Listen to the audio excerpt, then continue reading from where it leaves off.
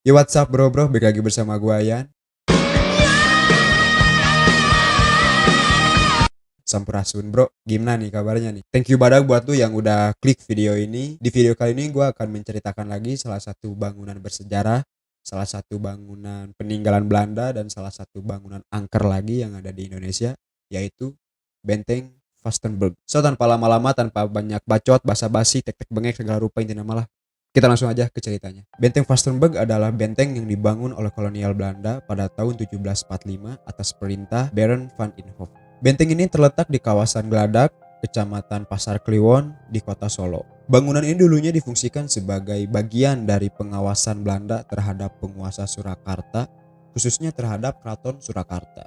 Bangunan ini memiliki arsitektur yang cukup unik, yang dimana tembok benteng ini berupa bujur sangkar, yang di setiap ujungnya memiliki penonjolan ruang yang disebut selekoh atau bastion. Di sekeliling tembok benteng terdapat sebuah parit yang difungsikan sebagai perlindungan dengan jembatan di pintu depan dan pintu belakang. Benteng ini terdiri dari beberapa barak yang terpisah dan cukup luas dengan fungsi masing-masing dalam militer.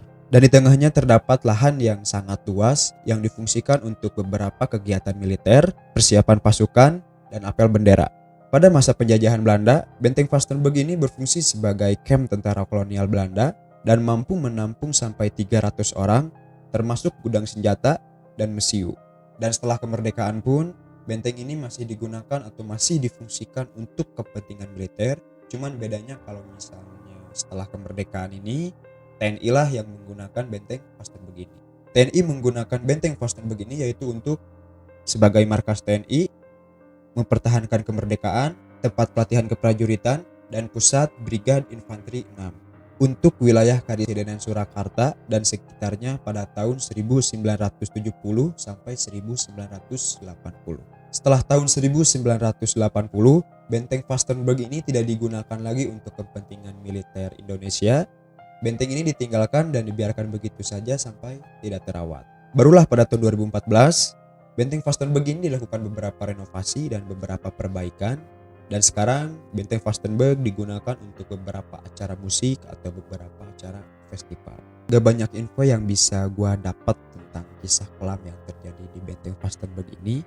Cuman dari salah satu sumber atau dari salah satu artikel yang gua baca, Benteng Vastenburg ini dibangun dengan sistem kerja rodi. Kayaknya itu udah jadi hal lumrah atau hal biasa gitu ya buat si Bagong Belanda itu ketika membangun bangunan atau jalan atau benteng gitu di zaman dulu. Dan benteng Vastenburg juga memiliki penjara bawah tanah yang dimana fungsinya sama dengan penjara-penjara bawah tanah lainnya, yaitu untuk memenjarakan, untuk menyiksa, dan untuk mengeksekusi para pemberontak yang menentang pemerintah Belanda. Selain punya kisah kelam, tentunya Benteng Vastenburg ini juga memiliki kisah horor. Ya wajar sih ya, soalnya kan dari pembangunan juga kerja rodi, terus dari penyiksaan, dari eksekusi, mulai dari bau amis sampai ke sosok noni Belanda berkaki kuda.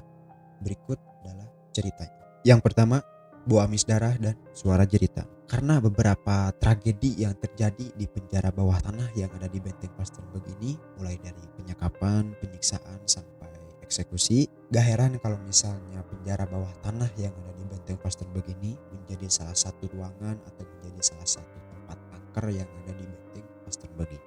Seperti yang dialami oleh beberapa masyarakat atau beberapa pengunjung yang mendatangi penjara bawah tanah di Benteng Vastenburg ini, mereka mengaku sering mencium bau amis atau mendengar suara jeritan. Dan mereka meyakini bahwa bau amis atau suara jeritan yang ada di penjara bawah tanah Benteng Vastenburg ini berasal dari para korban yang disiksa atau dibantai pada masa lalu di Benteng Vastenburg ini. Yang kedua, buto ijo. Gak ada yang tahu pasti sih ya bersarangnya makhluk ini atau buto ijo yang ada di Benteng Vastenburg ini. Cuman ada salah satu cerita yang tersebar di masyarakat bahwa ada segerombolan anak pang yang melihat sosok buto ijo yang ada di Benteng Vastenburg ini. Saat itu ada segerombolan anak pang yang ingin mencoba beristirahat di Benteng Vastenburg ini. Namun setelah segerombolan anak pang ini memasuki kawasan Benteng Vastenburg, segerombolan anak pang ini melihat sosok berkulit hijau dan berpostur tinggi besar lengkap dengan gigi taringnya, dan sosok tersebut menatap tajam ke arah segerombolan anak pang ini. Sontak segerombolan anak pang ini lari terbirit-birit berusaha untuk meninggalkan kawasan Benteng Vastenburg ini.